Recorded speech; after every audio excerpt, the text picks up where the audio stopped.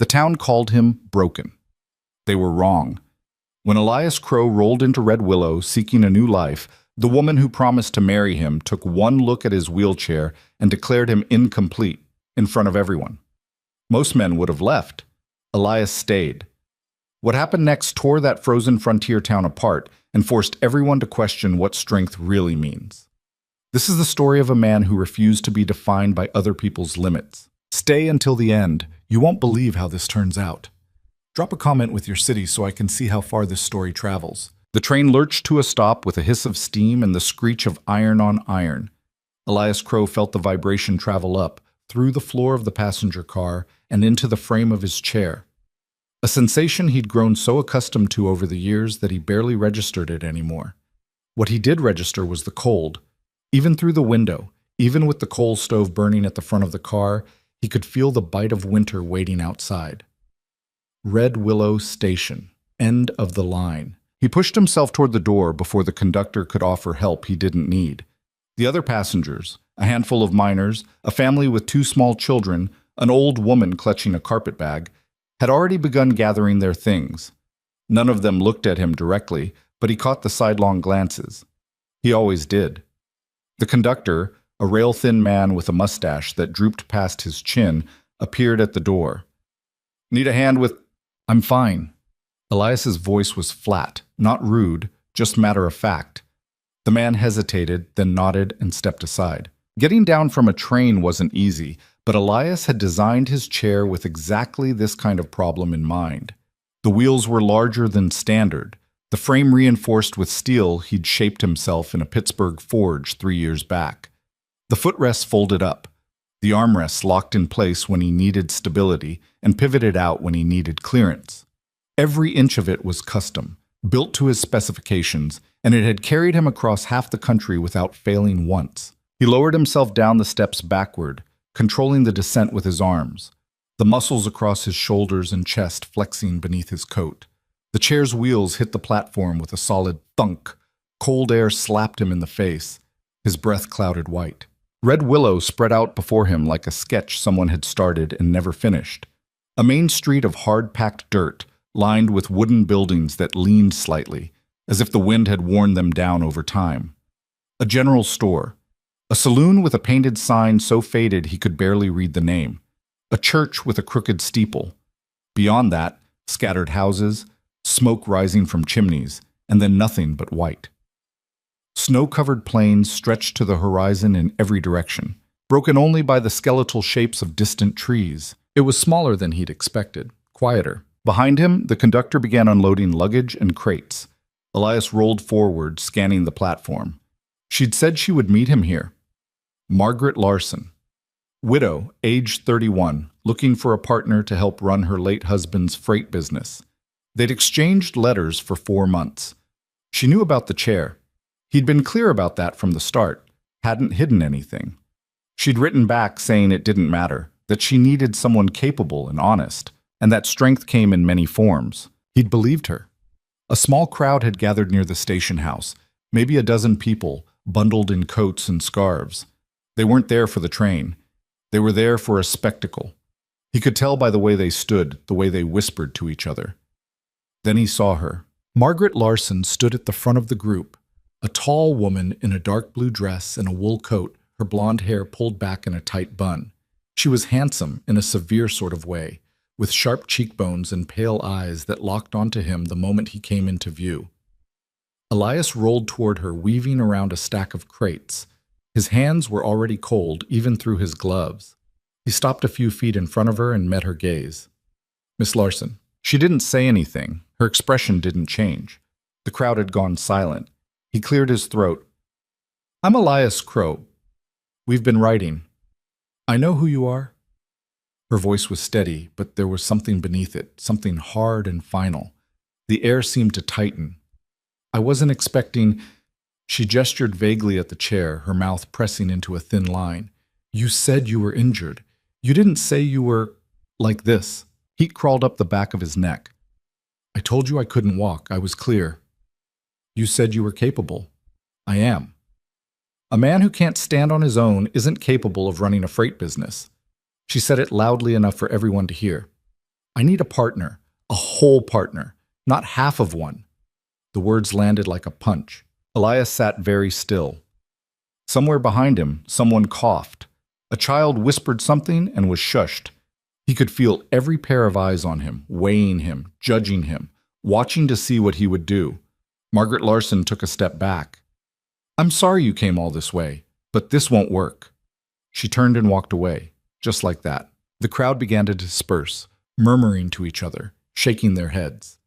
A few of them glanced back at him. Pity, curiosity, maybe a little relief that they weren't the ones sitting in that chair, being humiliated in front of the whole town. Elias didn't move. He sat there on the platform, the wind cutting through his coat, his hands gripping the armrests of his chair so hard his knuckles went white. He'd sold everything he owned to get here. Every tool, every piece of furniture, everything except what he'd packed into 2 trunks and loaded onto the train. He'd burned his bridges in Pittsburgh, quit his job, said goodbye to the few people who still spoke to him, walked away from the only life he'd known. And for what? To be rejected in front of strangers by a woman who'd promised him a future? He could leave, buy a ticket on the next train out, go somewhere else, start over again. But something in him, something stubborn and contrary and maybe a little bit angry, refused. He stayed. The Red Willow Inn was a squat 2-story building at the east end of town, with a sagging porch and windows that rattled in their frames. The woman who ran it, Mrs. Calloway, was a round-faced widow in her 50s with flour on her apron and skepticism in her eyes.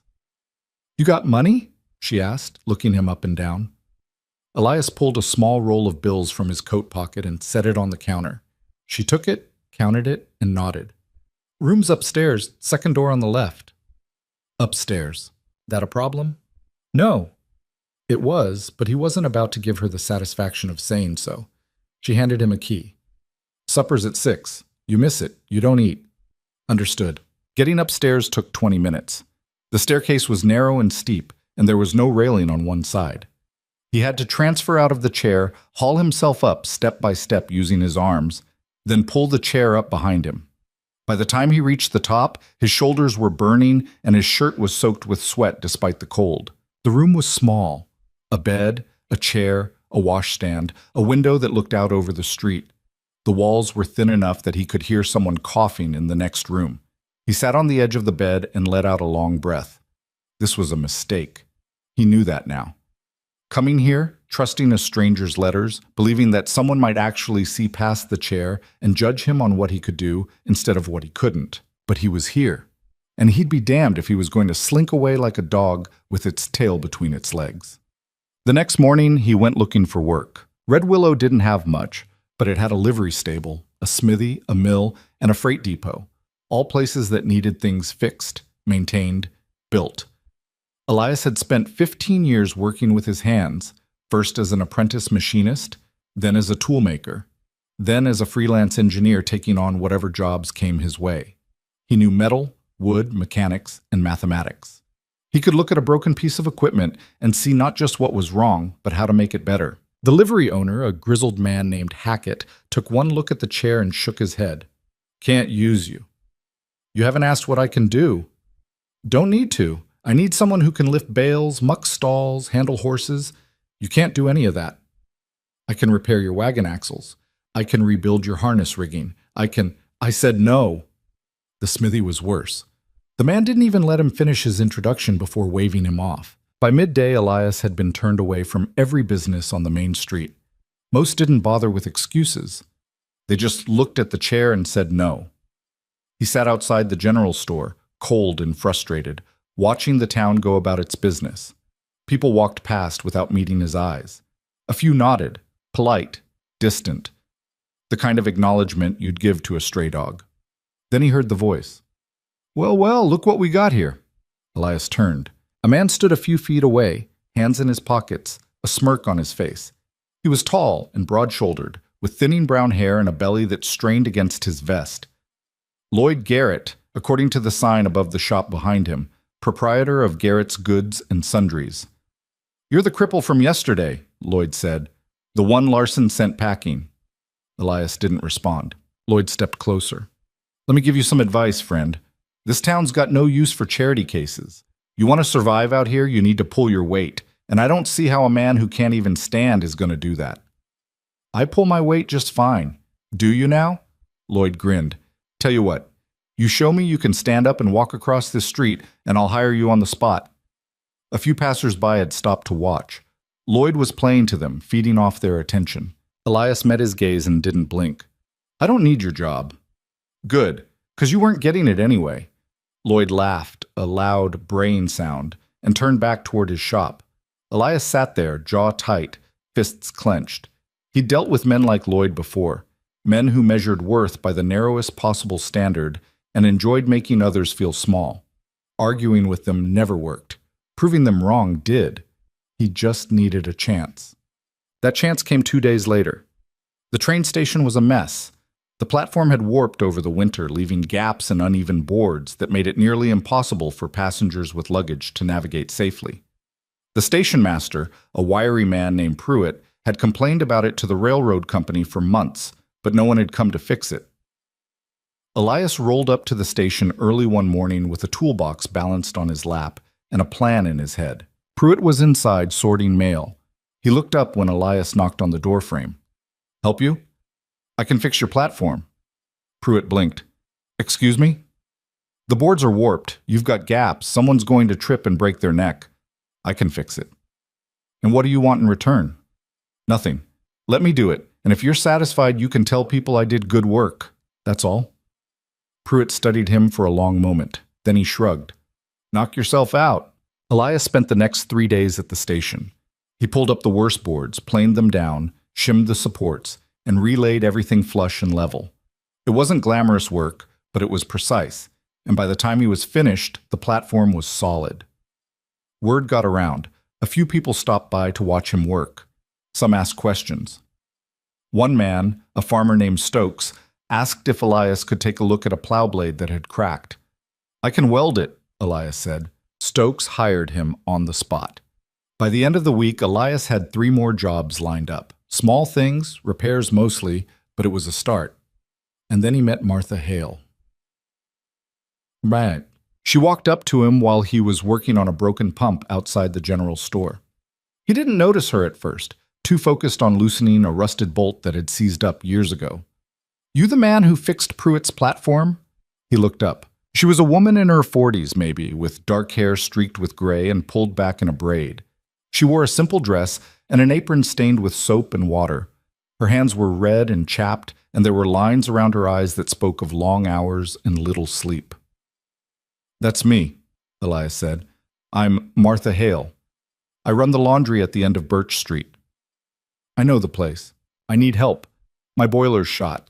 It heats, but the pressure's uneven, and the whole thing shakes like it's going to blow. I've had 3 men look at it. None of them could figure it out. What do they know about boilers? Not much, apparently. Elias wiped his hands on a rag. I'll take a look. Chad. The laundry was a long, low building with steam pouring out of the vents and the sharp smell of lye soap in the air. Inside, 2 younger women were scrubbing clothes in big tubs while a third fed sheets through a mangle press. The noise was overwhelming. Water sloshing, metal clanking, the hiss and rumble of the boiler in the back room. Martha led him through the main room and into a smaller space where the boiler sat, a hulking iron cylinder with pipes running in every direction. It was shaking, just like she'd said, and the pressure gauge was swinging wildly between safe and dangerous.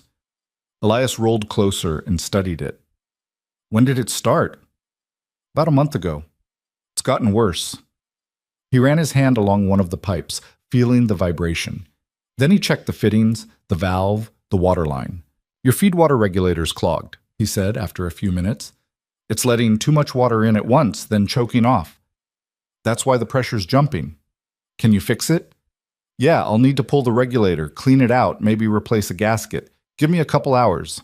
Martha nodded. What do you charge? Let's see if I can fix it first. It took 3 hours, not 2.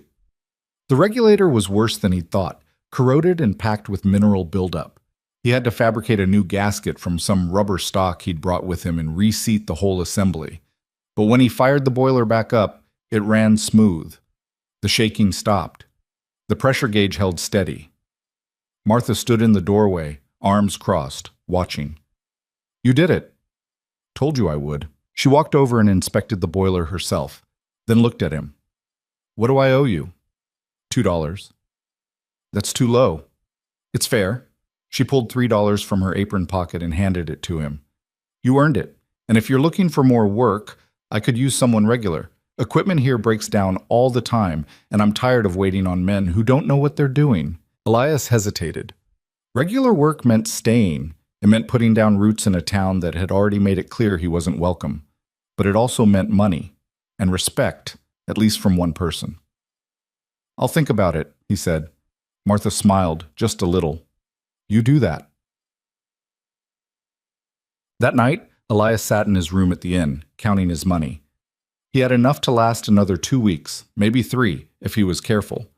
After that, he'd need steady income. He thought about Margaret Larson, about the way she'd looked at him on that platform. Half a man, she'd called him. He thought about Lloyd Garrett and his smug grin. He thought about Martha Hale, who'd hired him not because she felt sorry for him, but because he could do the job. And he made a decision. He wasn't leaving. Let them think what they wanted. Let them whisper and judge and write him off. He'd prove them wrong, one job at a time. But over the next few weeks, Elias became a fixture in Red Willow. He fixed a broken grain auger at the mill. He repaired a cracked stove at the schoolhouse. He rebuilt the hinge mechanism on the church door after it had been hanging crooked for months.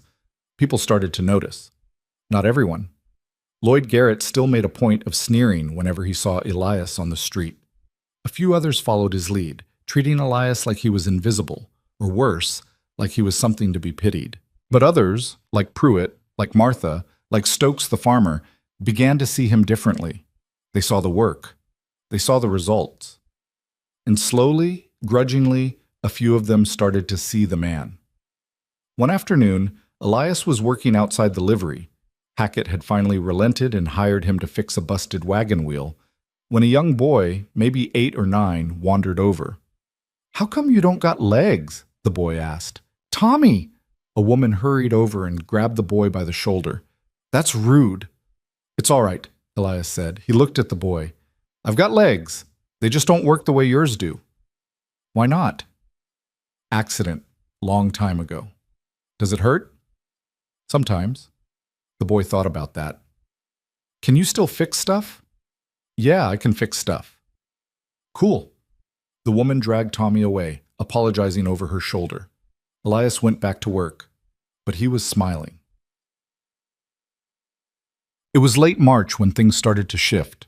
Martha had hired him on permanently, 3 days a week, handling maintenance and repairs at the laundry. The pay wasn't much, but it was steady, and she treated him like an equal. They didn't talk much while they worked. Martha wasn't the chatty type, but there was a respect between them, an understanding. One evening after the other workers had left, Martha brought him a cup of coffee and sat down on an overturned crate. You ever think about staying? She asked. Staying where? Here, Red Willow. Elias shrugged. Haven't decided yet. You should. She took a sip of her coffee. Town needs people like you, people who actually know what they're doing. Town doesn't seem to want people like me. Some of them don't. Some of them do. You just gotta outlast the ones who don't. He looked at her. That what you did? She smiled, but it didn't reach her eyes. Something like that. They sat in silence for a while, the only sound the faint hiss of the boiler and the wind rattling the windows. Why'd you hire me? Elias asked. Because you fixed my boiler. You didn't know I could do that when you asked. Martha set down her cup. I knew you weren't afraid to try. That's more than most people around here can say. Said, spring came slowly to Red Willow. The snow melted in patches, leaving the streets muddy and rutted. The wind lost its edge and the sun stayed out a little longer each day. Elias kept working. He built a ramp at the train station so passengers with trunks or carts could load and unload more easily. He repaired the town's only printing press. He even helped old Mrs. Calloway fix her stove when it started smoking. And people started to talk. Not all the talk was good. Lloyd Garrett, in particular, seemed to take Elias's growing reputation as a personal insult. He complained loudly at the saloon that Elias was undercutting local businesses. He spread rumors that Elias was a drifter, a con man, someone who couldn't be trusted.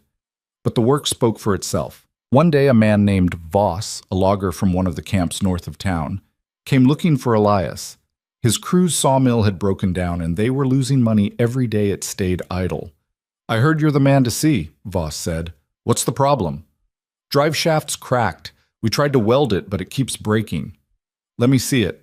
Elias spent 2 days at the logging camp, fabricating a new shaft from salvaged steel and machining it to fit. It wasn't easy. He had to work in freezing temperatures with limited tools in a workshop that barely had a roof, but he got it done.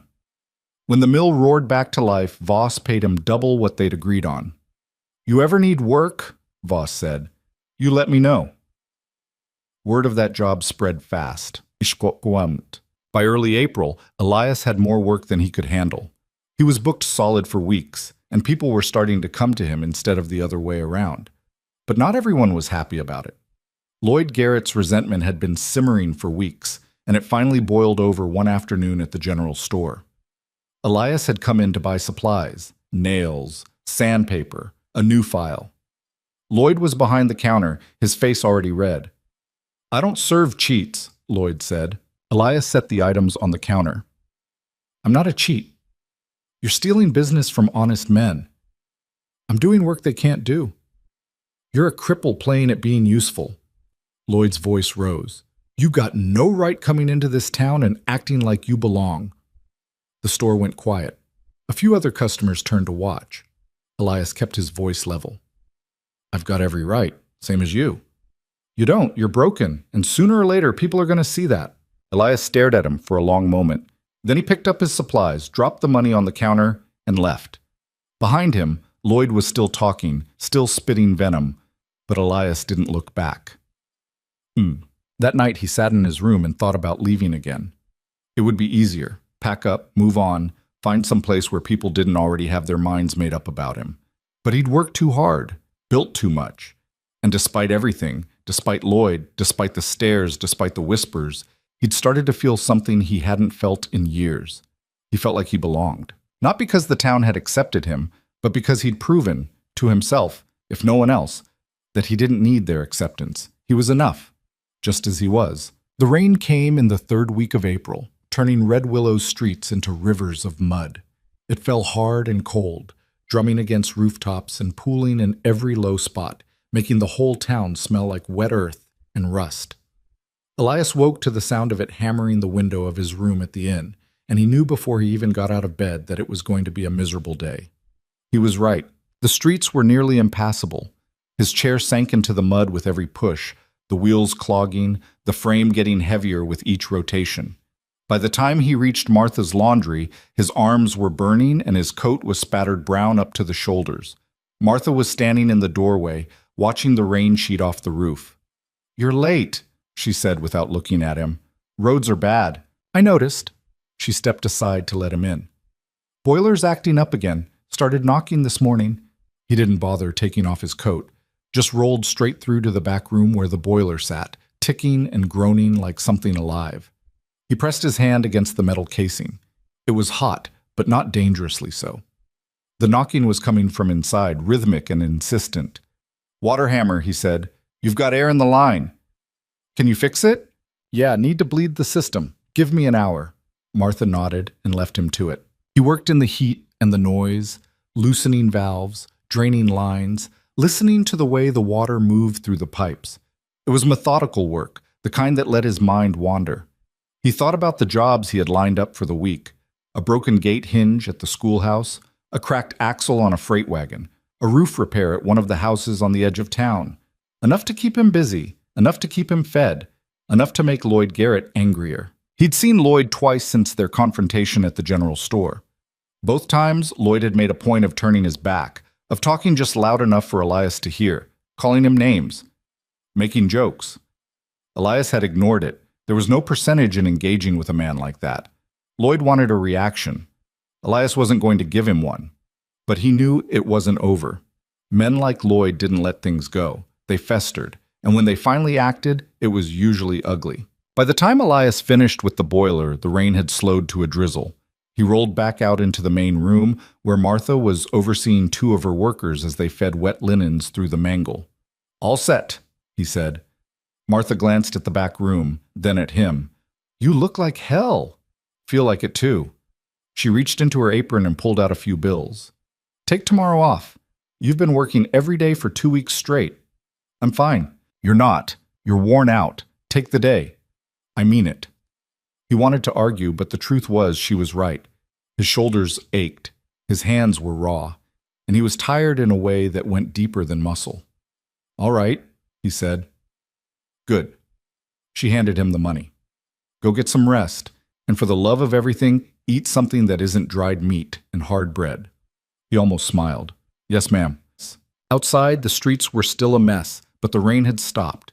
Elias made his way back toward the inn, avoiding the deepest puddles, his mind already on the prospect of a hot meal and a few hours of doing nothing. He didn't make it. Halfway down the main street, he heard shouting. It was coming from the direction of the freight depot, a low, sprawling building at the west end of town where wagons and supplies were stored. Elias turned and saw a small crowd gathering near the loading dock. He rolled closer. A man was yelling, red-faced and furious, gesturing wildly at someone Elias couldn't see. The crowd murmured, shifting, blocking his view. Then the crowd parted, and Elias saw who the man was yelling at. Margaret Larson. She stood with her arms crossed, her face pale but composed, while the man, a burly teamster named Doyle, jabbed a finger at her chest. You sold me a lame horse, Doyle shouted. That mare can't pull worth a damn, and you knew it. The horse was sound when she left my stable, Margaret said, her voice tight.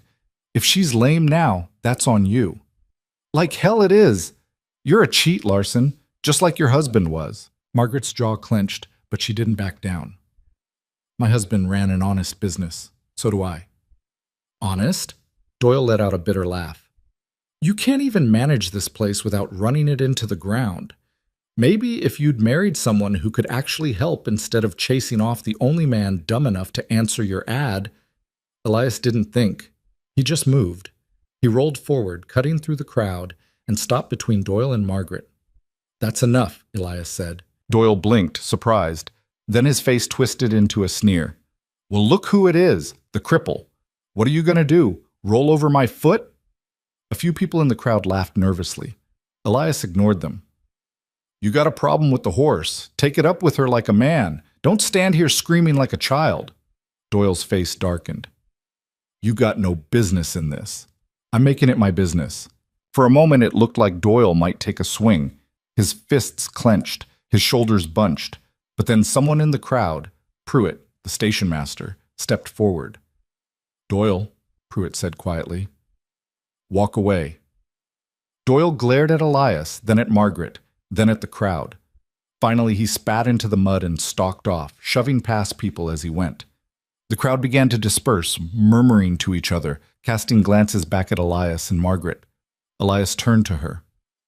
You all right? Margaret's face was unreadable. She looked at him for a long moment, then nodded once. I didn't need your help. I know. Then why did you do it? He thought about that. Because it was the right thing to do. She didn't say anything else, just turned and walked back into the depot, the door slamming behind her. Elias sat there in the mud, watching her go. He didn't expect thanks. Didn't want it, really.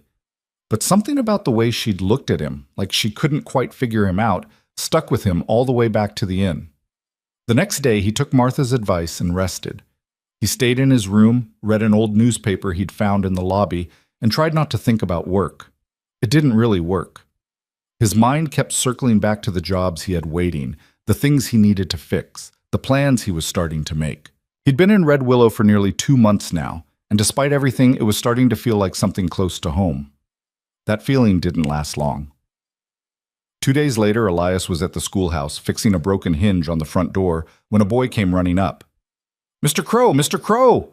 Elias looked up. It was Tommy, the kid who'd asked him about his legs. What's wrong? There's a fight at the saloon. Mr. Garrett and some other men, they're saying stuff about you. Elias set down his tools. What kind of stuff? I don't know. Bad stuff. My ma said I shouldn't tell you, but I thought you should know. Elias nodded slowly. Thanks, Tommy. The boy hesitated, then ran off. Elias sat there for a moment, weighing his options. He could go to the saloon, confront Lloyd, make things worse, or he could ignore it, let Lloyd talk himself out, hope it blew over. He chose the second option. But the talk didn't blow over. Over the next week, Elias started noticing things. People who'd been friendly before, Stokes, Pruitt, even Mrs. Calloway, became distant. They still nodded when they saw him, still said hello, but there was a coldness to it now, a hesitation. And the job started drying up. A man who'd hired him to repair a plow came by and said he didn't need the work done after all. Another canceled a job fixing a fence. A third just stopped answering when Elias went to his house. At first, Elias thought it was coincidence. Then he heard the rumors. Lloyd had been busy. He'd been telling anyone who would listen that Elias was a fraud, that he didn't actually know what he was doing, that the work he'd done around town was shoddy, dangerous, likely to fail. He'd even claimed, without a shred of evidence, that Elias had been run out of Pittsburgh for stealing. None of it was true. But truth didn't matter when the person spreading the lies was loud and persistent and had lived in Red Willow his whole life. Elias confronted Lloyd one afternoon outside the general store. "You've been talking about me," Elias said. Lloyd grinned. "Have I?" "You know you have, and you know it's all lies." "I'm just telling people what I see. A drifter who showed up out of nowhere, charmed a few folks, and now thinks he owns the place. I've never claimed to own anything. You don't have to. You just roll around, fixing things, making the rest of us look bad. If I make you look bad, that's on you." Lloyd's grin faded. He stepped closer, lowering his voice so only Elias could hear. "You think you're clever. You think because you can fix a few broken machines, people are going to forget what you are. But they won't. You're a cripple. And sooner or later, they're going to remember that." Elias held his gaze. "And you're a coward. Sooner or later, they're going to remember that too." Lloyd's face went red. For a second, Elias thought he might actually hit him. But then someone called Lloyd's name from inside the store, and the moment passed. Lloyd stepped back, forcing a smile. "Get out of my sight." Elias turned and rolled away, his heart pounding. That night he lay in bed and stared at the ceiling, trying to figure out what to do. He could leave. It would be easy. Pack his things, catch the next train, start over somewhere else. Somewhere Lloyd Garrett didn't exist. But he'd already started over so many times, and every time it got a little harder. He was tired of running. The next morning, Martha found him at the laundry, sitting by the boiler, staring at nothing. "You look like someone died," she said. "Just thinking." "About what?" He told her. About Lloyd. About the rumors. About the jobs falling through. Martha listened without interrupting. When he finished, she sat down on the same overturned crate she'd used before. "Lloyd's always been like this," she said. "He can't stand it when someone's better at something than he is, and you're better at damn near everything." "That doesn't help me pay rent." "No, but it tells you what kind of man he is." She paused. "You want my advice?" "I'm listening." "Don't leave. Don't give him the satisfaction. Keep doing what you're doing. The people who matter will see through his garbage eventually." "And if they don't?" Martha shrugged. "Then this town isn't worth staying in anyway." Elias thought about that. "You ever regret staying?" "Every damn day." She smiled, but it was sad. "But I'm still here. So are you. That's got to count for something." 2 weeks later, things came to a head. Elias was working on a wagon outside the freight depot, one of the few jobs he still had, when he heard glass shatter. He looked up. Across the street, smoke was pouring out of the window of Martha's laundry. He didn't hesitate. He dropped his tools and rolled as fast as he could toward the building, his arms pumping, his wheels kicking up mud. By the time he got there, flames were visible through the broken window. The front door was locked. "Martha," he shouted. No answer. He slammed his fist against the door. "Martha, are you in there?" Still nothing. People were starting to gather, drawn by the smoke and the noise. Someone yelled for water. Someone else ran toward the firehouse. Elias looked at the window. The flames were spreading fast, fed by the soap and alcohol stored inside. If Martha was in there, if anyone was in there, they didn't have much time. He backed up, got a running start, and rammed the door with his shoulder. It didn't budge. He tried again and again. On the fourth try, the lock gave way, and the door flew open. Smoke billowed out, thick and black, burning his eyes and lungs. He pulled his shirt up over his mouth and rolled inside. The heat hit him like a wall. He could barely see. Flames crawled up the walls, consuming everything they touched. "Martha!" He heard coughing, faint, coming from the back room. He pushed forward, navigating by memory, by feel. His wheels caught on something, debris, maybe a fallen beam, and he nearly tipped. He steadied himself and kept going. The back room was worse. The fire had started here, near the boiler. The ceiling was starting to sag. And there, collapsed on the floor near the far wall, was Martha. Elias rolled to her side. She was conscious, barely, her face streaked with soot, her breathing ragged. "Can you move?" he asked. She shook her head. He looked around. The doorway was already half blocked by fire. The ceiling groaned. He made a decision. He grabbed Martha under the arms, hauled her onto his lap, and started back toward the door. She was heavy, dead weight, and the chair wasn't built for this. The wheels slipped. The frame creaked. His arms screamed. But he didn't stop. He got her to the doorway just as part of the ceiling collapsed behind them, sending up a shower of sparks and ash. Outside, hands reached for them. People pulled Martha away, laid her on the ground, checked her breathing. Someone threw a blanket over her. Elias sat there, coughing, his lungs on fire, his arms shaking. Prairie appeared beside him. "You all right?" Elias nodded, even though he wasn't sure it was true. "That was the stupidest, bravest thing I've ever seen," Prairie said. Elias didn't answer. He was watching the laundry burn. The fire brigade arrived too late to save the building. By the time they got the flames under control, the laundry was a smoldering ruin. Martha's livelihood, everything she'd built, was gone. She was taken to the doctor's house to be treated for smoke inhalation. Elias went with her, refusing to leave until he knew she was all right. The doctor, an older man named Carlson, checked her over and declared that she'd be fine. Shaken, bruised, but fine. "You saved her life," Carlson said to Elias. Elias didn't say anything. When Martha was strong enough to sit up, she looked at him. Her eyes were red, but not from the smoke. "Why'd you do that?" she asked, her voice hoarse.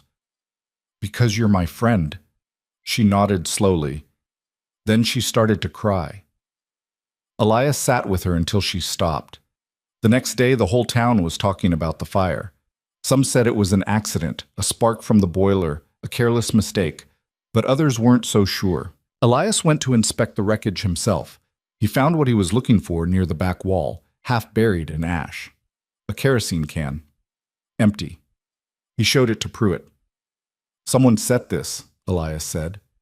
Pruitt's face went pale. "You sure?" "I'm sure." "Who would do something like that?" Elias didn't answer, but he had a pretty good idea. That evening, he rolled into the saloon. It was crowded, loud, full of men drinking and playing cards. The room went quiet when he entered. Lloyd Garrett was sitting at a table near the back, a half-empty bottle in front of him. Elias rolled straight to him. "We need to talk," Elias said. Lloyd looked up, his face flushed with drink. "I got nothing to say to you." "Then just listen." Elias kept his voice low, controlled. "I know you burned Martha's laundry." The room went dead silent. Lloyd laughed, but it sounded forced. "You're out of your mind." "Am I?" "Because I found a kerosene can in the wreckage, and I'm willing to bet if I ask around, someone saw you near that building yesterday." Lloyd stood up, knocking his chair back. "You calling me an arsonist?" "I'm saying if you had a problem with me, you should have come to me, not gone after an innocent woman." Lloyd's face twisted with rage. "You think you're so much better than everyone else? You think because you can fix a few things, people owe you something. But you're nothing. You're a broken-down cripple who doesn't know when to quit." Elias didn't flinch. "And you're a liar and a coward. At least I know what I am." Lloyd swung. Elias saw it coming. He leaned back and Lloyd's fist sailed past his face. The momentum carried Lloyd forward, and he stumbled, crashing into a table. The room erupted. Men jumped to their feet, some trying to hold Lloyd back, others shouting. Elias turned and rolled out of the saloon. Behind him, he could hear Lloyd screaming his name. The morning after the confrontation at the saloon, Elias woke to find a rock through his window. Glass glittered across the floor of his room, catching the early light. The rock sat in the middle of the debris. a piece of paper wrapped around it and tied with string. He picked it up carefully, unwrapped the paper, and read the message scrawled in crude letters. Leave or burn like she did. His hands didn't shake. He'd expected something like this. Lloyd wasn't the type to let an insult stand, especially not one delivered in front of half the town. But seeing the threat written out, knowing that someone had stood outside the inn in the dark and thrown this through his window, made it real in a way it hadn't been before. He folded the paper, tucked it into his coat pocket, and got dressed. Mrs. Calloway was waiting for him at the bottom of the stairs, her face tight with worry. "I heard the glass break," she said. "What happened?" "Someone doesn't like me very much." "It was Lloyd, wasn't it? Or one of his boys?" Elias didn't answer. He rolled past her toward the door. "Mr. Crow," she called after him, "you should go to the sheriff." He stopped. "Red Willow doesn't have a sheriff." "Then the mayor, someone. You can't just let this go." "I'm not letting it go. I'm just not making it worse." He left before she could argue. Outside, the town was waking up. Shopkeepers swept their stoops. A wagon rattled past, loaded with lumber. Two women stood talking near the general store, their voices low and urgent. They stopped when they saw him and watched him roll by without a word. The whole town knew about last night, and they were choosing sides. Elias made his way to what was left of Martha's laundry. The building was a skeleton now, blackened timbers jutting up from a foundation of ash and stone. The smell of smoke still hung in the air, acrid and choking. A few people had come by to sift through the wreckage, looking for anything salvageable. There wasn't much. Martha was there, standing at the edge of the ruins, her arms wrapped around herself against the morning chill. "You shouldn't be out here," Elias said. She didn't look at him. "Had to see it. Had to see what's left. There'll be other work. You can rebuild." "With what money? I put everything I had into this place. Every dollar, every hour." Her voice cracked. "And now it's gone." Elias moved closer. "It's not gone. The building's gone. You're still here." She turned to face him, and he saw the exhaustion in her eyes, the weight of it. "I'm 53 years old, Elias. I don't have the strength to start over. You're tougher than you think." "Am I?" She laughed, but there was no humor in it. "Because right now I feel like giving up." He didn't have an answer for that. So he just sat with her in the silence, watching the smoke curl up from the ashes. After a while, she spoke again. "You think Lloyd did this?" "I know he did." "Can you prove it?" "Not in a way that would hold up, but I know." Martha nodded slowly. "What are you going to do?" "I don't know yet." She looked at the ruins, then at him. "Whatever you do, be careful. Lloyd's dangerous when he's cornered, and you just cornered him in front of the whole town." Elias thought about the rock, the note, the threat. "I know." The rest of the day was tense.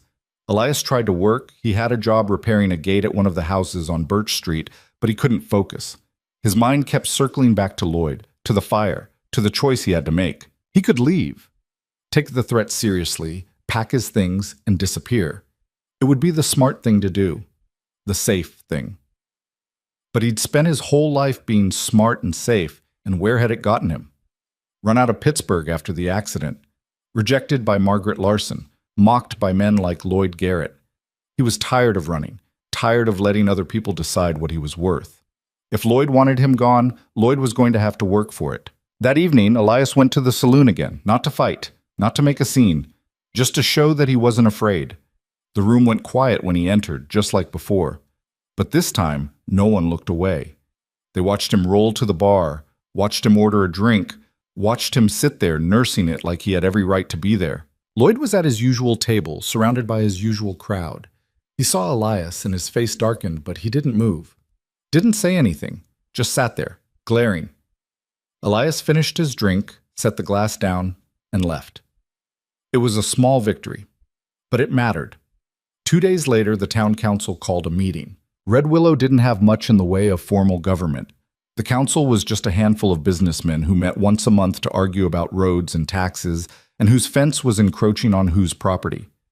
But when something big happened, a fire, a flood, a dispute that couldn't be settled privately, they convened and pretended to have authority. The meeting was held in the back room of the general store, and word spread fast. By the time Elias arrived, the room was packed. People stood shoulder to shoulder, craning their necks to see. Lloyd was there, of course, sitting near the front with his arms crossed and a smug expression on his face. The council consisted of 5 men. Pruitt, the station master. Hackett, the livery owner. A merchant named Keller. A landowner named Voss, the same man whose sawmill Elias had repaired. And sitting at the head of the table, a gray-haired man named Burnham, who owned most of the buildings in town and fancied himself the unofficial mayor. Burnham banged a gavel on the table to quiet the crowd. "All right, settle down. We're here to address the fire at the Hale Laundry and the accusations that have been made." The room buzzed with murmurs. Burnham looked at Elias. "Mr. Crow, you've accused Lloyd Garrett of arson. That's a serious charge. Do you have proof?" Elias rolled forward. "I found a kerosene can in the wreckage. The fire started in the back room, near the boiler, but the boiler wasn't the cause. Someone poured accelerant and lit it." "And you think that someone was Lloyd?" "I know it was." Lloyd shot to his feet. "That's a damn lie. I didn't touch that building." Burnham held up a hand. "Mr. Garrett, you'll get your turn. Sit down." Lloyd sat, but his face was red with fury. Burnham turned back to Elias. "The kerosene can isn't proof. Could have been there for weeks. Could have been anyone's." "It wasn't there before. I've been in that building 100 times. I know what belongs and what doesn't." Keller, the merchant, leaned forward. "Even if that's true, it doesn't prove Lloyd did it. Unless you saw him, unless you have a witness." "I don't need a witness," Elias interrupted. "Lloyd's been spreading lies about me for weeks. He's made it clear he wants me gone. And now, the day after I confront him, Martha's laundry burns down. You think that's a coincidence?" "I think you're looking for someone to blame," Keller said. "And Lloyd's an easy target." "Lloyd's a coward who burns down buildings when he can't win an argument." The room erupted. People shouted, some in agreement, some in outrage. Lloyd was on his feet again, yelling something Elias couldn't hear over the noise. Burnham banged the gavel until the room quieted. "Enough! This isn't getting us anywhere." He looked at Lloyd. "Mr. Garrett, where were you the night of the fire?" "At home. Asleep." "Can anyone verify that?" Lloyd hesitated. "My wife." "Anyone else?" "No, but I didn't burn down that laundry. Why would I? I've got no quarrel with Martha Hale." "You've got a quarrel with me," Elias said. "So what? That doesn't make me an arsonist." Voss, the landowner, spoke for the first time. "Lloyd, you've been running your mouth about Crow for weeks. Everyone in this town knows it. You think we're all deaf?" Lloyd's jaw tightened. "Running my mouth isn't a crime." "No," Voss said, "but arson is. You got no proof. And you've got no alibi." The room went quiet. Burnham sighed and rubbed his face. "Look, without proof, there's nothing we can do. If someone saw Lloyd near the laundry that night, if there's evidence we're missing, then we can revisit this. But right now, all we've got is suspicion." "That's not good enough," Elias said. "It's all we've got." Burnham looked around the room. "Meeting's over. Everyone go home." The crowd began to disperse, grumbling, dissatisfied. Lloyd pushed his way out first, flanked by his friends. He didn't look at Elias as he passed. Martha was waiting outside when Elias emerged. She'd been listening from the doorway. "They're not going to do anything," she said. "No, they're not." "So what now?" Elias didn't answer. He didn't know. That night, he couldn't sleep. He lay in bed, staring at the ceiling, thinking about Lloyd, about the fire, about the town, and the way it had turned on him so quickly. He'd thought he was building something here. Respect, a place, a future. But maybe he'd been wrong. Maybe Red Willow was never going to accept him. Maybe he was just fooling himself. He was still awake when he heard the screaming. It came from outside, high-pitched and frantic. He bolted upright, grabbed his chair, and rolled to the window. Down on the street, people were running toward the east side of town, shouting, pointing. Something was burning. Elias dressed as fast as he could and made his way downstairs. Mrs. Calloway was in the lobby, wringing her hands. "What's happening?" he asked. "I don't know. Someone said it's the old mill. Or maybe the school. I can't—" He didn't wait for her to finish. He pushed through the door and into the street. The fire was visible from a block away, flames licking up into the night sky, casting everything in orange and red. People were running toward it with buckets, with blankets, with anything they could carry. The fire brigade was already there, pumping water from the well, but it wasn't enough. The flames were too big, too fast. Elias got closer, and his heart sank. It was the school. The building was old, built from dry timber, and it was going up like kindling. Smoke poured from the windows. The roof was already starting to collapse. And then he heard it. A voice, faint and desperate, coming from inside. "Help! Somebody help!" The crowd froze. Everyone looked at each other, but no one moved. "There's someone in there!" a woman screamed. "It's too dangerous," someone else said. "The whole thing's coming down." Elias pushed forward. "Who's inside?" "A boy," the woman sobbed. "My boy. He went back for his books. I told him not to. I told him—" Elias didn't hear the rest. He was already moving. "You can't go in there," someone yelled. He ignored them. He rolled to the front door, which was hanging open, smoke billowing out. The heat was intense, even from a few feet away. Inside, he could see flames crawling up the walls, consuming the desks, the floor, everything.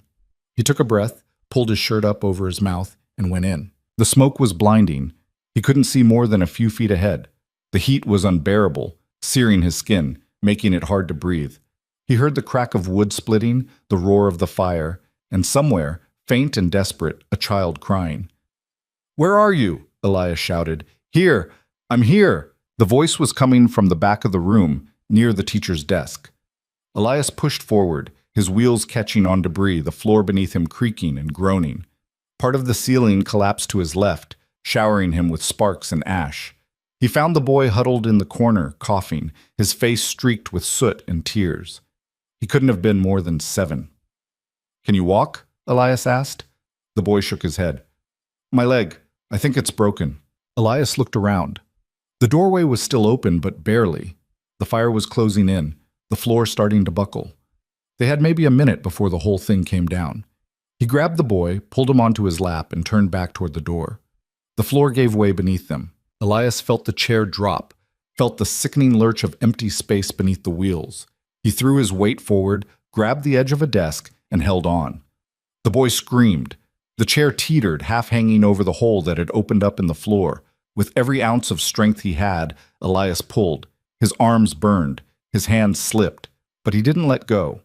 He hauled the chair back onto solid ground, adjusted the boy, and kept moving. The doorway was ahead.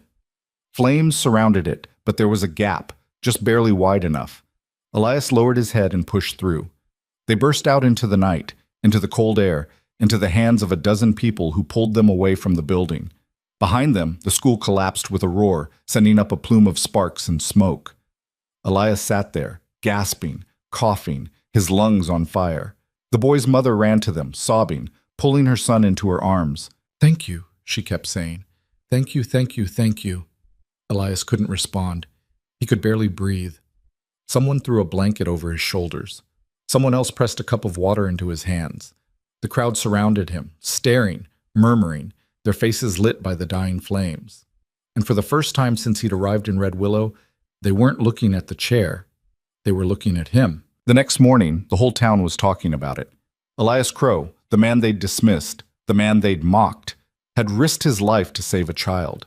He'd gone into a burning building when no one else would. He'd done the impossible.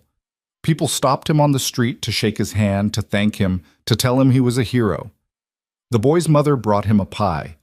Pruitt clapped him on the shoulder and said he'd never seen anything like it. Even Hackett, the livery owner who'd turned him away months ago, came to him and said, "I was wrong about you." Elias didn't know what to say to any of them. He just nodded and kept moving. But not everyone was pleased. Lloyd Garrett had been conspicuously absent since the fire. No one had seen him at the saloon, at the store, anywhere. And when Elias finally did see him, it was in front of the general store, late in the afternoon. Lloyd looked like he hadn't slept. His face was drawn, his eyes bloodshot. He stood there, staring at Elias, his fists clenched at his sides. "You think you've won," Lloyd said quietly. "This isn't a contest." "Yes, it is. And you're making me look like a fool." "You're doing that yourself." Lloyd stepped closer. "I know you're trying to turn this town against me. telling people I burned down Martha's laundry. Now this fire, I didn't start that fire.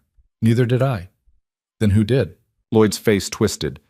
Maybe it was an accident. Maybe someone left a lantern burning. But you don't care about that, do you? You just want to make me the villain. Elias shook his head. You made yourself the villain, Lloyd. I just stopped pretending otherwise. Lloyd looked like he wanted to say something else, but the words didn't come. He just stood there, his hands shaking, his face pale. Then he turned and walked away.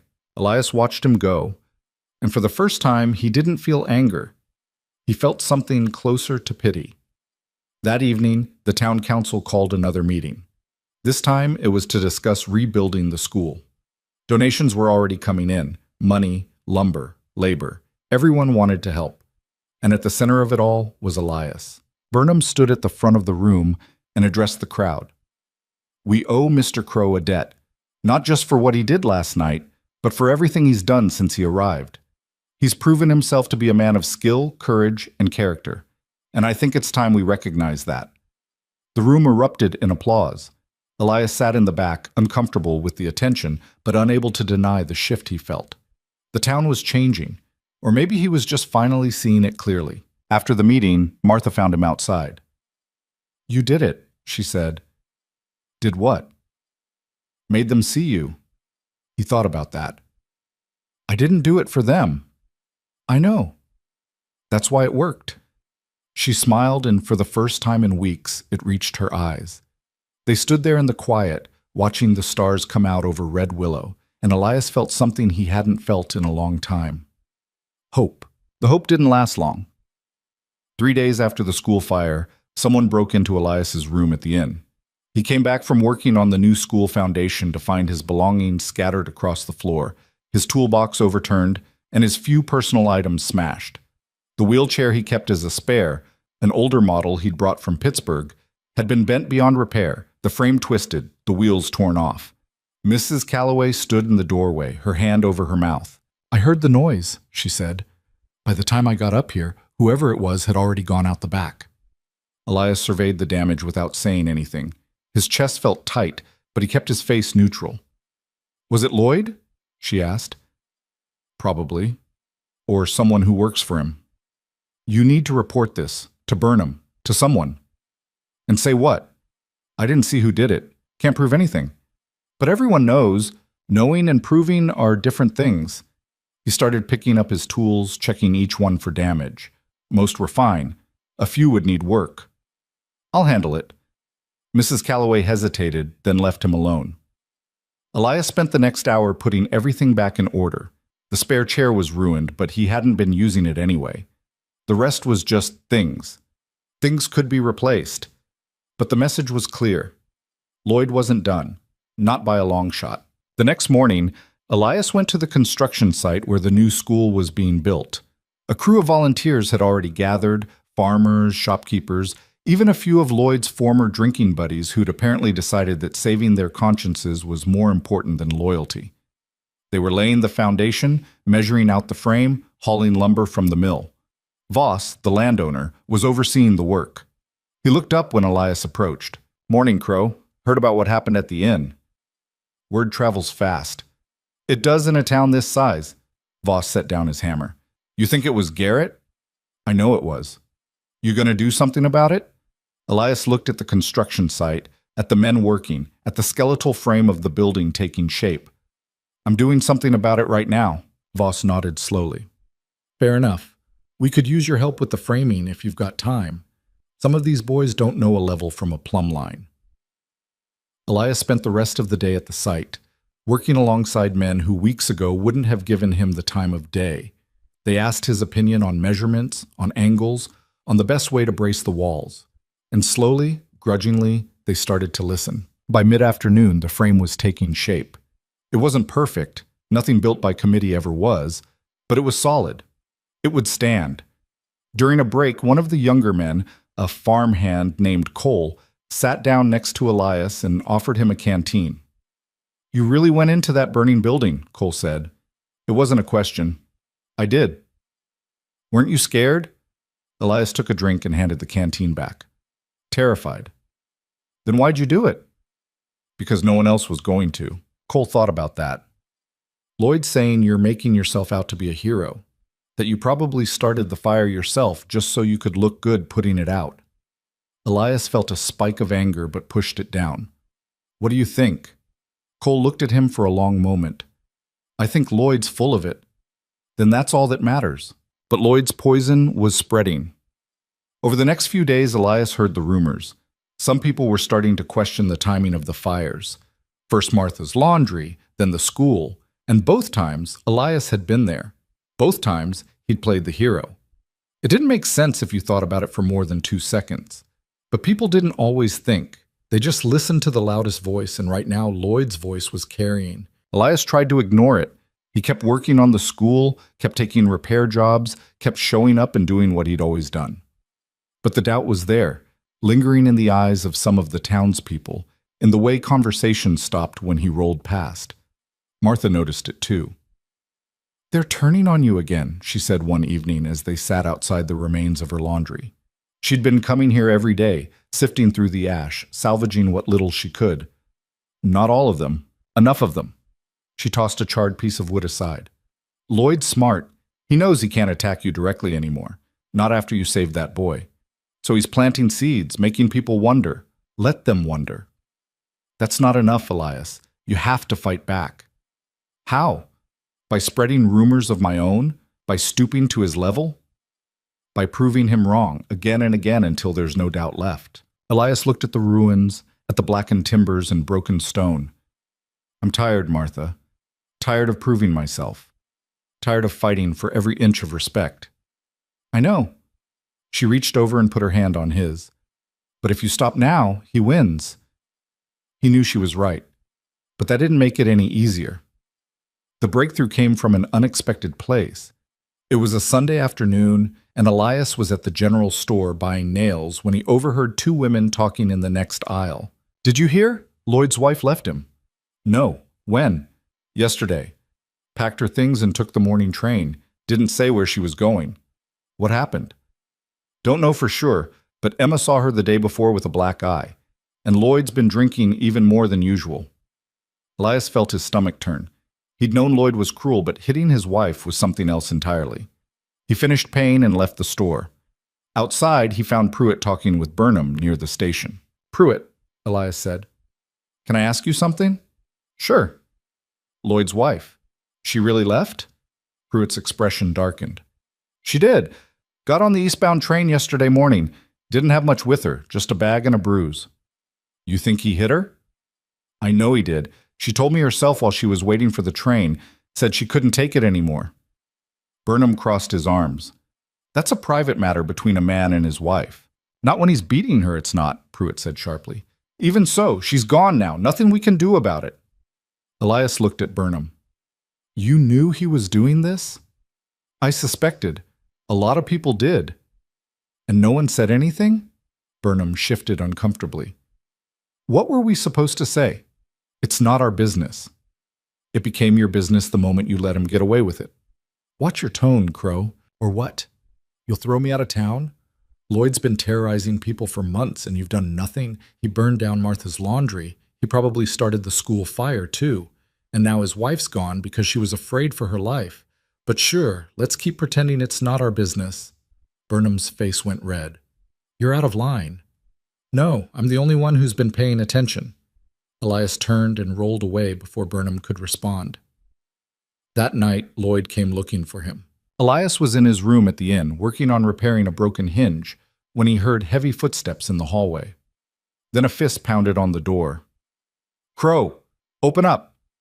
Elias set down his tools and rolled to the door. He opened it to find Lloyd standing there, swaying slightly, his eyes red and wild. The smell of whiskey rolled off him in waves. You've been talking about me, Lloyd slurred. I've been telling the truth about you. There's a difference. You turned my wife against me. I've never even spoken to your wife. Liar! Lloyd lunged forward, grabbing the front of Elias's shirt. You poisoned her. You poisoned this whole damn town. Elias grabbed Lloyd's wrists and shoved him back. Lloyd stumbled, caught himself against the wall. You did this to yourself, Elias said. You hit your wife. You burned down Martha's laundry.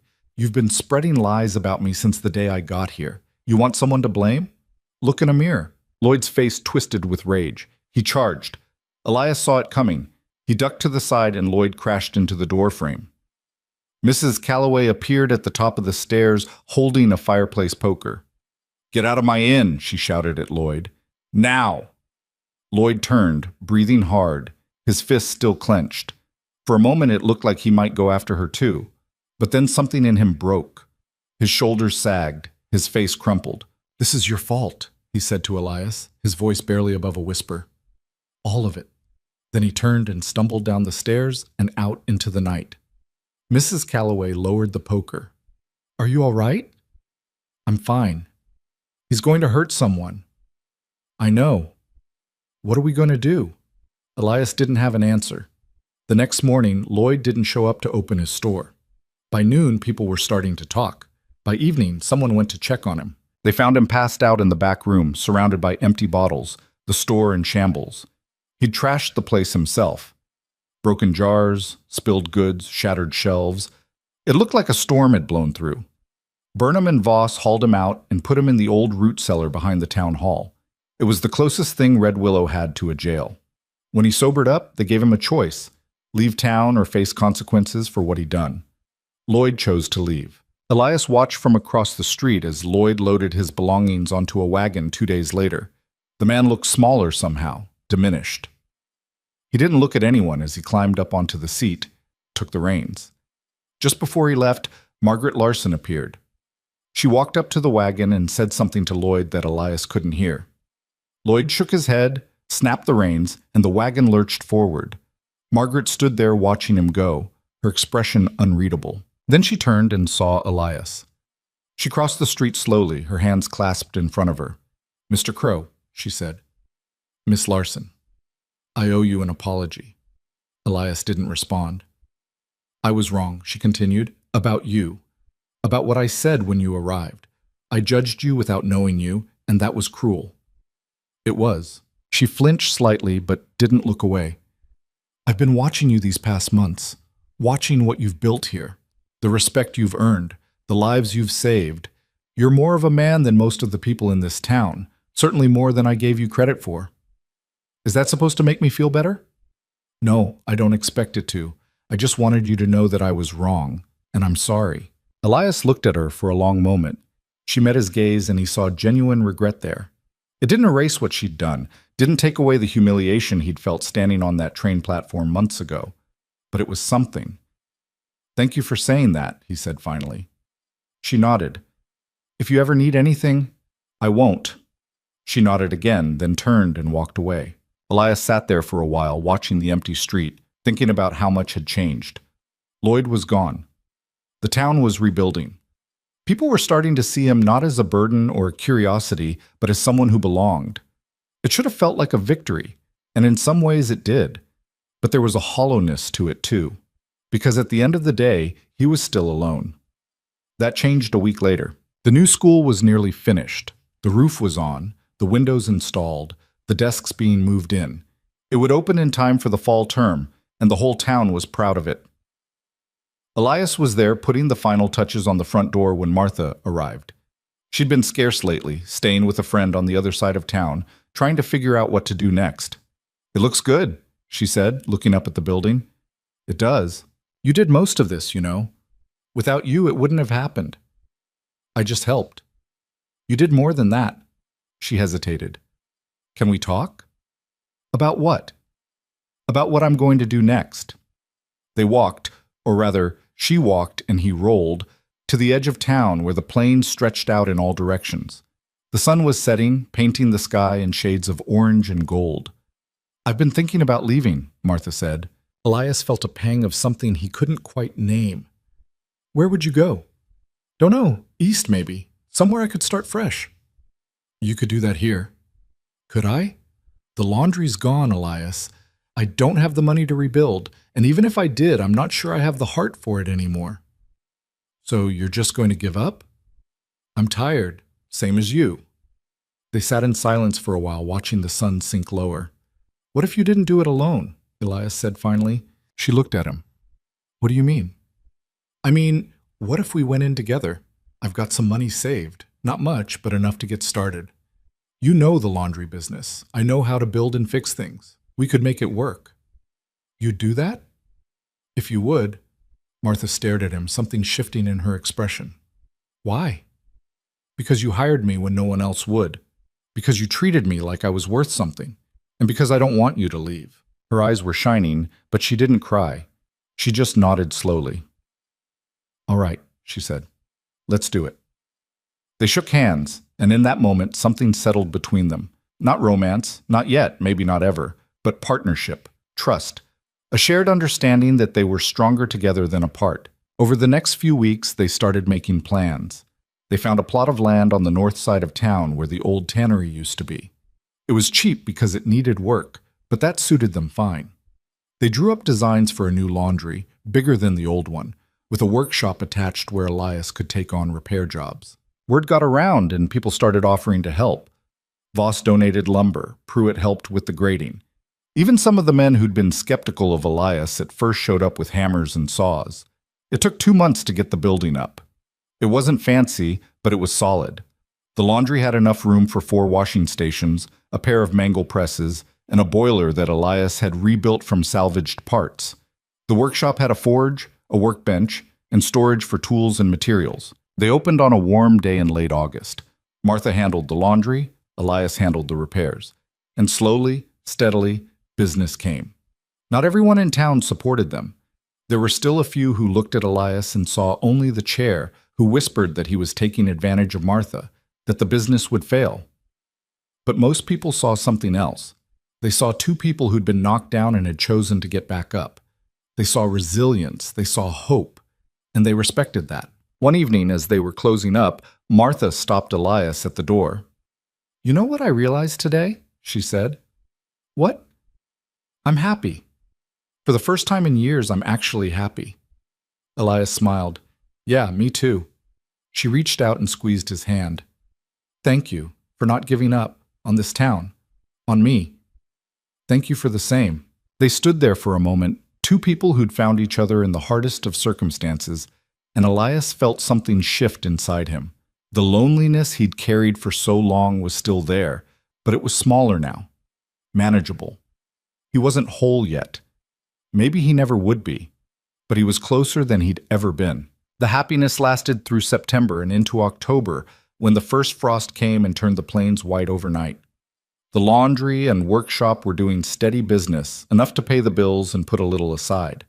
Martha had hired 2 local women to help with the washing, and Elias had more repair work than he could handle.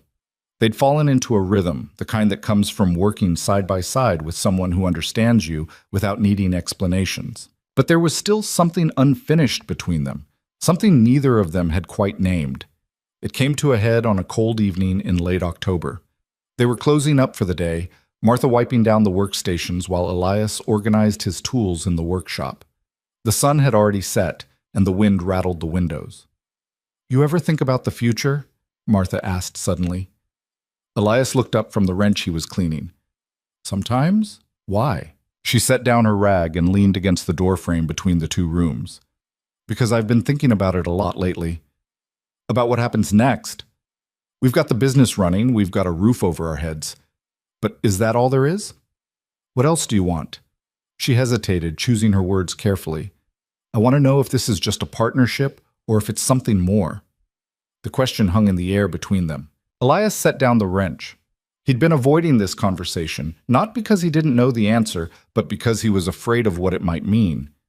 Afraid of being hurt again. Afraid of wanting something he couldn't have. "I don't know," he said honestly. Martha crossed her arms, not defensively, but like she was holding herself together. "That's fair. But I need to know where I stand, because if this is just business, that's fine. I can live with that. But if it's more than that, if there's a chance it could be more, then I need you to tell me." "Why?" "Because I'm 53 years old, Elias. I don't have time to waste guessing." He looked at her, really looked at her. She was tired, worn down by years of hard work and disappointment. But there was strength in her too, a resilience that matched his own. And somewhere along the way, without him quite realizing it, She'd become the person he thought about when he woke up in the morning and the last person on his mind before he fell asleep. "It's more," he said quietly. Her expression softened. "For me too." They stood there in the quiet, the weight of the admission settling between them. It wasn't a grand declaration, wasn't wrapped up in poetry or romance. It was just the truth, simple and unadorned. "So what do we do now?" Martha asked. "I don't know. I've never been good at this part." She smiled, just a little. "Neither have I." "Maybe we just keep going, see where it leads." "That works for me." She walked over to him, leaned down, and kissed him on the forehead. It was brief, tentative, the kind of gesture that said everything without demanding anything in return. When she pulled back, Elias reached up and caught her hand. "Stay," he said. "I'm not going anywhere." "No, I mean stay, here, with me, not just as a business partner." Martha looked at him for a long moment, her eyes searching his face. Then she nodded. "All right." It wasn't a proposal, wasn't a promise of forever, but it was a beginning. The weeks that followed were different. They still worked together, still bickered over the best way to fix a stubborn boiler or organize the storage room. But there was a warmth to it now, a sense of belonging that hadn't been there before. People in town noticed. Some of them approved, nodding knowingly when they saw Elias and Martha together. Others whispered behind their hands, scandalized by the idea of a widow and a man in a wheelchair building a life together. Elias and Martha didn't care what people said anymore. They'd both spent too much of their lives worrying about other people's opinions. They had dinner together most nights, sometimes at the inn, sometimes at the small house Martha rented on Birch Street. They talked about everything and nothing: her late husband, his accident, the business, the town, their childhoods. They laughed more than Elias had laughed in years, and slowly, carefully, they started to build something that felt like a future. But the past wasn't quite finished with them yet. It was early November when Margaret Larson came to the workshop. Elias was alone, working on a broken plow blade, when he heard the door open. He looked up to see her standing in the doorway, her coat pulled tight against the cold, her breath clouding in the frigid air. "Miss Larson?" he said, surprised. "Mr. Crow. Do you have a moment?" He set down his hammer. "What can I do for you?" She stepped inside, glancing around at the tools, the workbench, the shelves lined with salvaged parts. Her eyes lingered on the wheelchair, on the way Elias had arranged everything within easy reach. "I wanted to talk to you about something," she said. "It's regarding the freight business." Elias waited, his expression neutral. He'd seen Margaret around town since Lloyd left, had exchanged polite nods, but they'd never had a real conversation. "I've been running it on my own since my husband died," she continued, "and I've managed, but just barely. The truth is, I don't have the skills he had. I can manage the books, handle the customers, but I don't know how to maintain the equipment. And without that, the business is going to fail." "You're looking for someone to hire?" "I'm looking for a partner, someone who knows what they're doing, someone I can trust." Elias felt a flicker of old anger rise in his chest. "You didn't trust me 6 months ago. I know, and I was wrong. I've already apologized for that, but I understand if it's not enough." She met his eyes, and he saw genuine regret there, mixed with something that looked like desperation. "I'm not asking you to forgive me. I'm asking you to consider a business arrangement. You'd handle all the repairs and maintenance.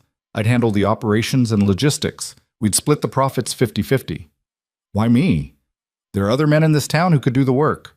"Because you're the best. And because you've proven that you can be trusted." She paused. "And because I need to make this right.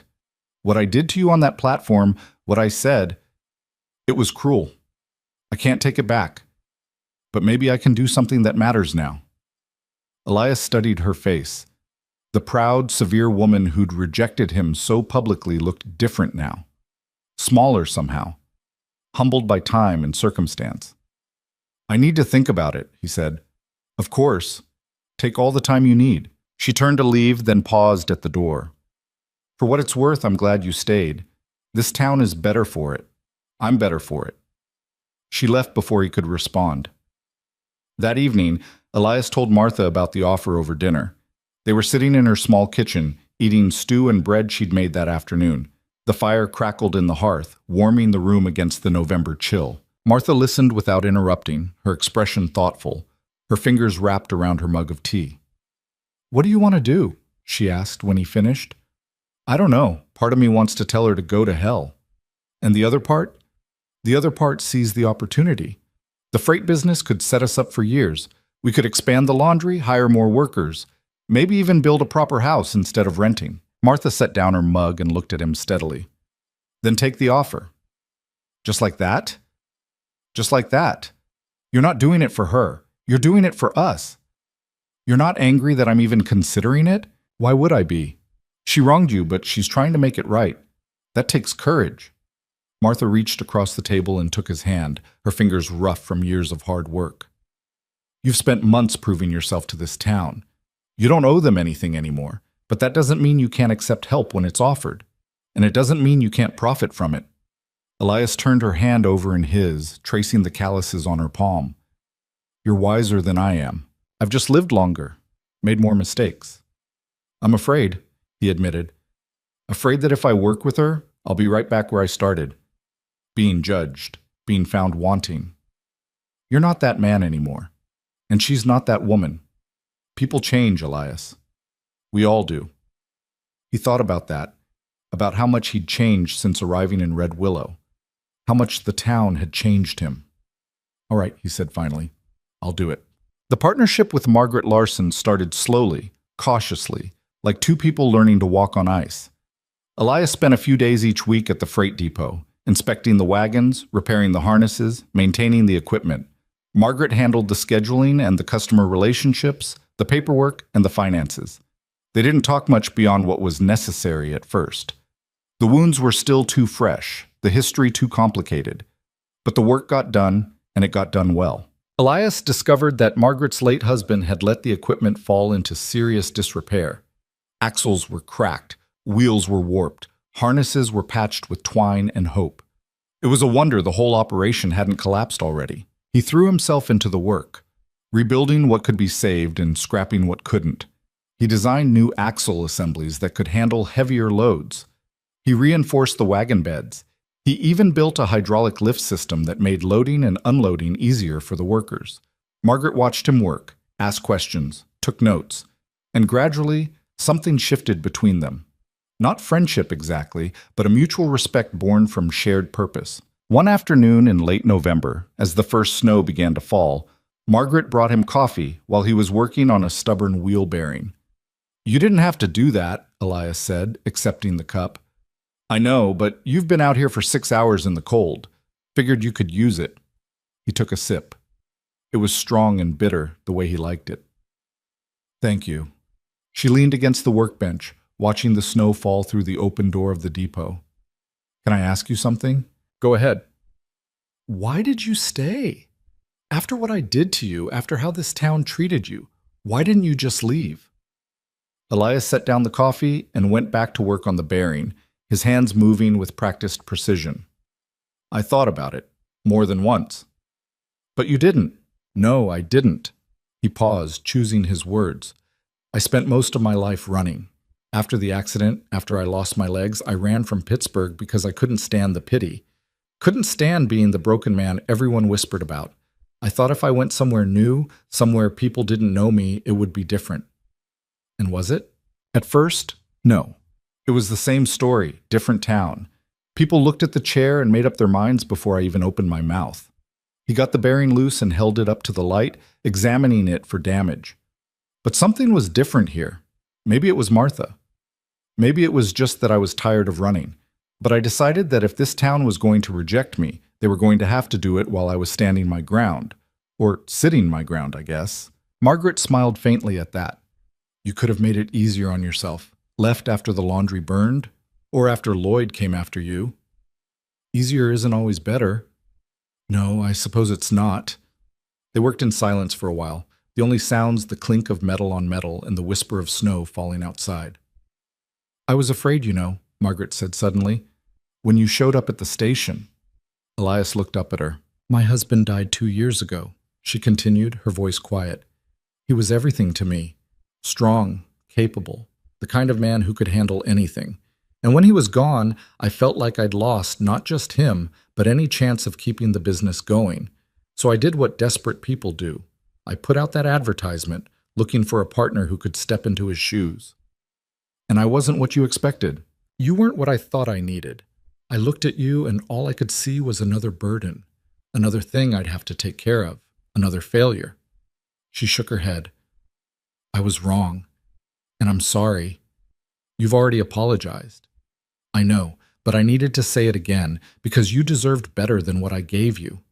Elias studied her face, saw the genuine remorse there. We all do things we regret. I've made plenty of mistakes myself. Maybe, but you didn't make the mistake of judging someone before you knew them. I've done that too, just not here. Margaret nodded slowly. I've been watching you these past months, watching the way you work, the way you treat people. You don't ask for special treatment. You don't use your disability as an excuse. You just do what needs to be done. That's all anyone can do. That's where you're wrong. Most people don't do what needs to be done. They do what's easy, what's comfortable. You do what's right, even when it costs you. Elias didn't know what to say to that, so he said nothing. They went back to work, and the conversation ended. But something had changed. The wall between them had come down, just a little. By December, the freight business was running better than it had in years. Deliveries were on time, equipment failures were rare, and customers were satisfied. Word spread to neighboring towns, and soon people were coming from miles away specifically to hire Larson Freight because they knew the work would be done right. Elias's share of the profits was more than he'd ever made before. He and Martha were able to pay off their debts, invest in better equipment for the laundry, and start saving for the future. They talked about buying land, maybe building a house of their own. But more than the money, Elias felt something he hadn't expected. He felt valued, not just for what he could do, but for who he was. The people of Red Willow no longer saw him as the cripple who'd shown up uninvited. They saw him as Elias Crow, the man who'd saved a child from a burning building, the man who'd built 2 successful businesses from nothing, the man who'd earned his place through sweat and skill and stubborn refusal to quit. It wasn't perfect. There were still a few who looked at him with pity or disdain. Old habits died hard, and some people's minds would never change. But they were the minority now, their opinions drowned out by the chorus of respect he'd earned. Winter came hard that year, with snow piling up in drifts taller than a man and temperatures dropping so low that water froze in the pipes overnight. The laundry and workshop had to close for a few days when the roads became impassable, the snow too deep for even the hardiest souls to navigate. Elias and Martha spent those days in her house, keeping the fire going and talking about their plans for the spring. They played cards. They read books aloud to each other. They sat in comfortable silence, watching the snow fall outside the window. I've been thinking about something, Martha said one evening as they sat by the fire, blankets wrapped around their shoulders. What's that? Expanding. There's a building for sale on Main Street. Used to be a bakery before the owners moved east. It's bigger than what we've got now, and it's in a better location, right in the heart of town. That would cost a lot. We've got the money. Or we will, once you get your next payment from Margaret. She turned to look at him, her face lit by the firelight.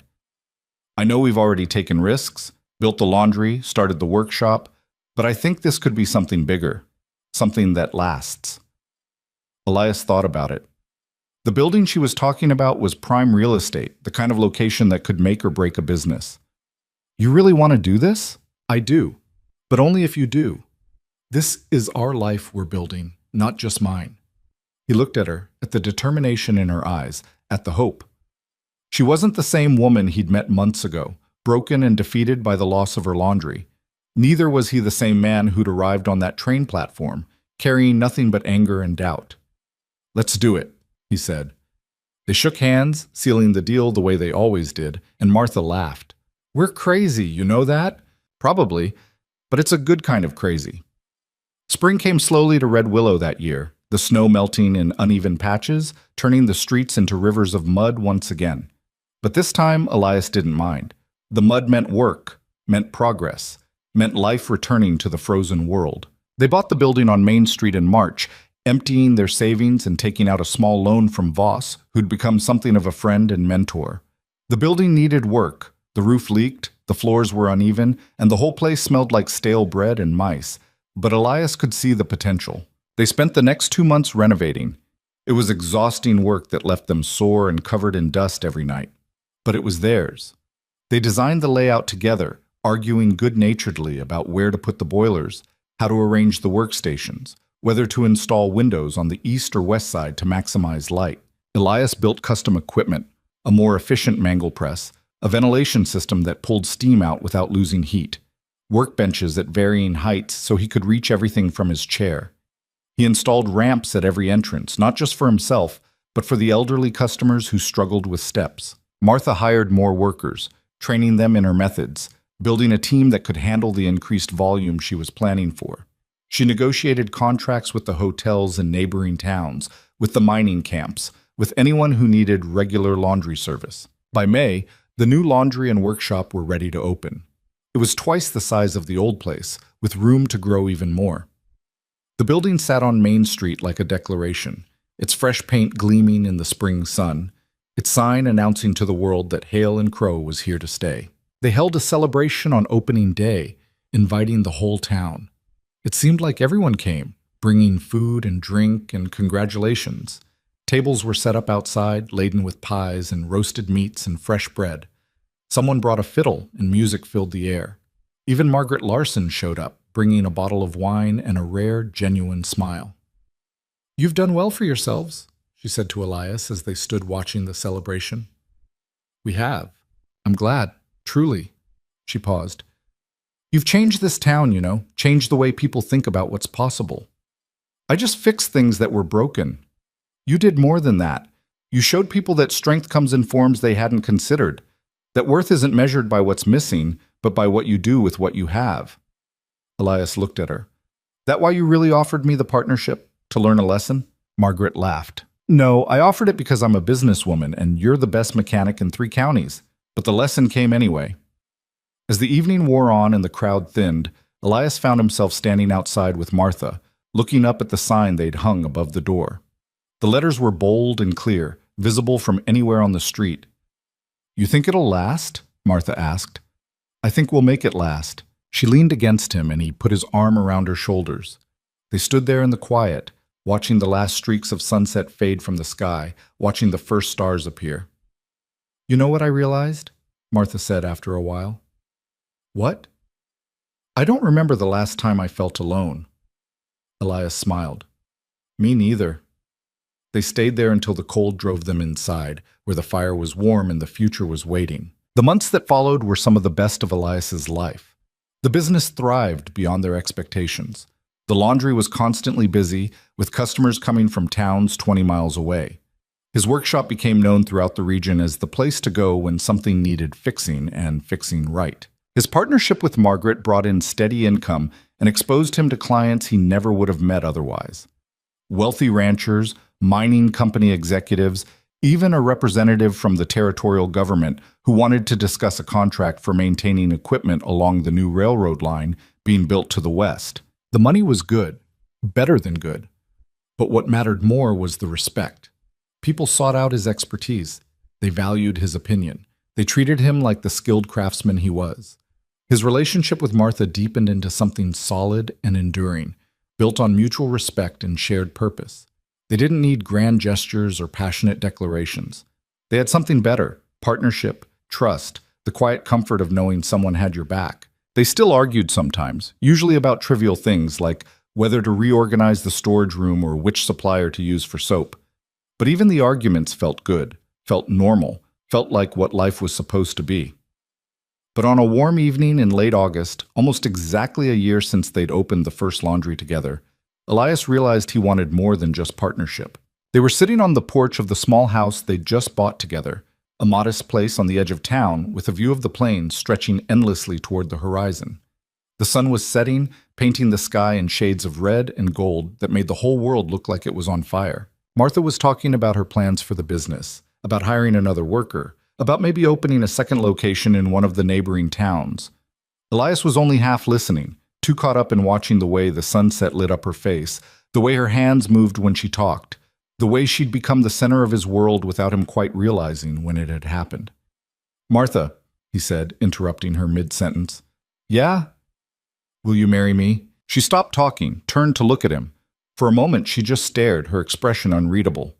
"Are you serious?" she asked finally. "I am." "Why now?" "Because I don't want to wait anymore. Because you're the best thing that's ever happened to me. Because when I think about the future, you're in every part of it." He reached out and took her hand. "Because I love you, and I want to spend the rest of my life proving it." Martha's eyes filled with tears, but she was smiling, that rare, full smile that transformed her entire face. "You love me?" "I do." "Since when?" "I don't know. Maybe since you hired me to fix your boiler. Maybe since you sat with me outside the ruins of your laundry and decided to trust me. Maybe since the first time you looked at me and saw a person instead of a disability." She was crying now, tears streaming down her face, but she was laughing too. "You're a damn fool, Elias Crow." "Is that a yes?" "Of course it's a yes, you idiot." She pulled him close and kissed him, hard and desperate, and full of all the things they'd never quite said out loud. When they finally broke apart, both breathing hard, she rested her forehead against his. "I love you too," she whispered, in case that wasn't clear. It's clear now. They got married in September in a small ceremony at the new school they'd helped rebuild. Half the town showed up, cramming into the building until there was barely room to breathe. Pruitt walked Martha down the aisle, his eyes suspiciously bright.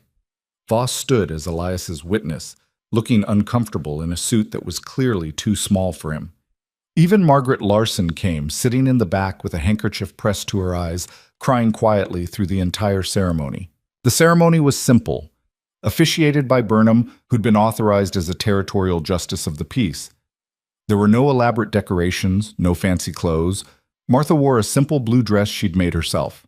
Elias wore his best shirt and vest, freshly cleaned and pressed. But it was theirs, and it was perfect. When Burnham pronounced them married, the room erupted in cheers. People threw rice and flower petals. Someone played a joyful tune on the fiddle, and Elias, sitting there in his chair with Martha's hand in his, felt a happiness so complete it took his breath away. Afterward, they had a party at the laundry, with food and music and dancing that went on into the night. Elias didn't dance, couldn't really, but he sat at the edge of the room and watched Martha laugh and spin with her friends, and he felt a contentment so deep it almost hurt.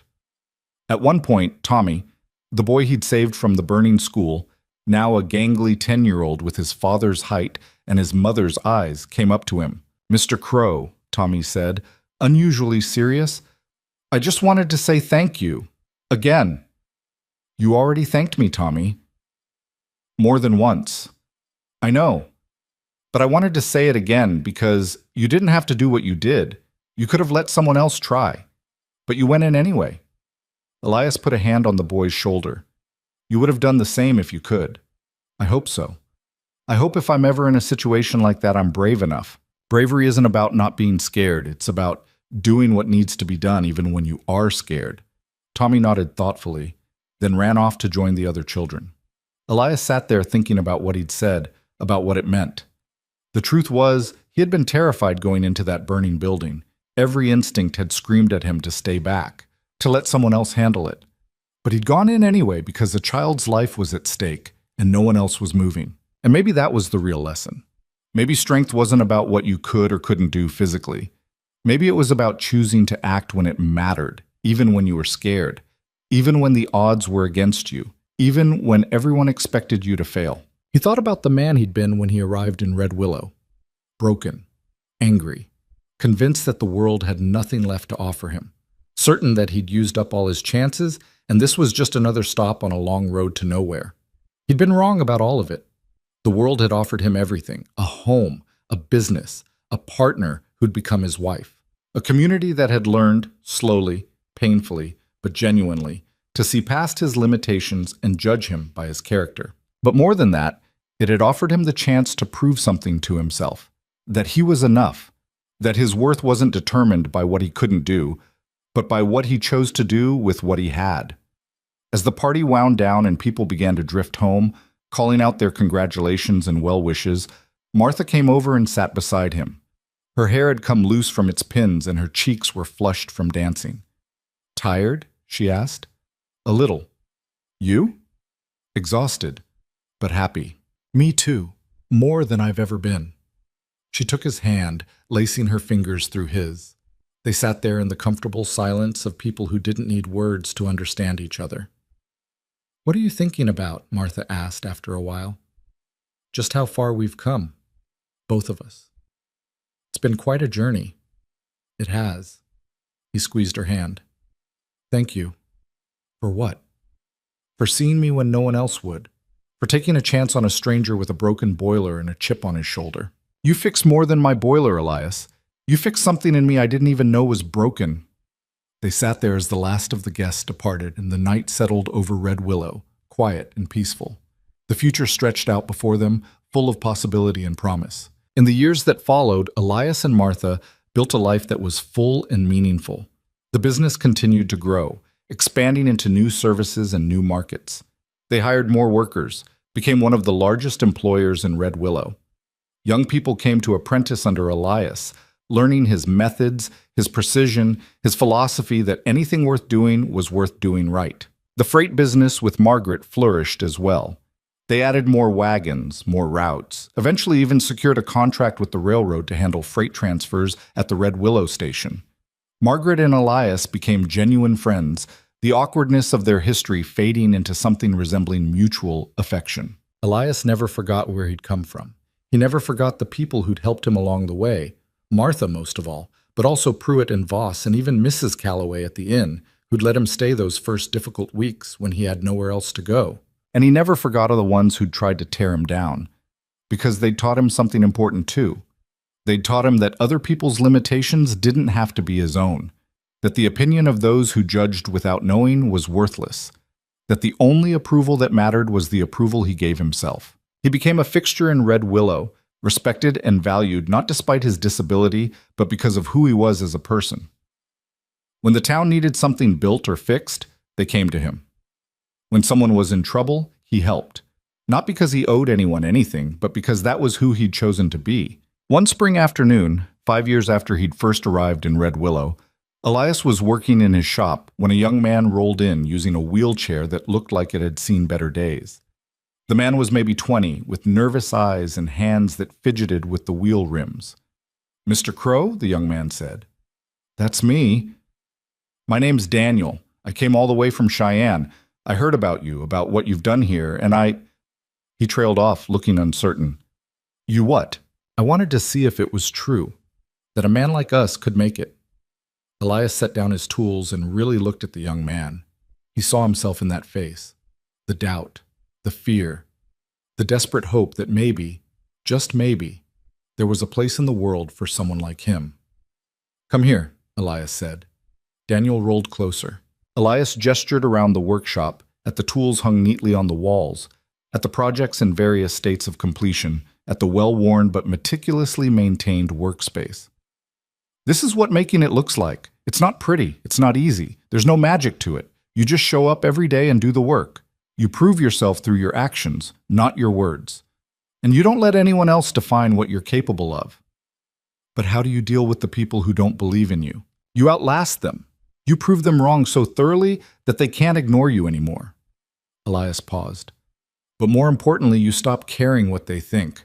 The only person you need to prove anything to is yourself." Daniel nodded slowly, absorbing this. "Can I ask you something else?" "Go ahead." "Do you ever get angry? At the unfairness of it all?" Elias thought about that. "Used to, every day. I was furious at the world, at fate, at the accident that took my legs. I thought I'd been robbed of the life I was supposed to have. And now? Now I realize I wasn't robbed of anything. I just got a different life than I expected. Harder in some ways, better in others. And it's the only life I've got, so I might as well make it count." Daniel stayed for the rest of the afternoon, watching Elias work, asking questions, slowly losing some of the fear that had been etched into his face. When he finally left, he looked different, straighter, more hopeful. "Thank you," he said at the door. "For what?" "For showing me it's possible." After he left, Martha came into the workshop.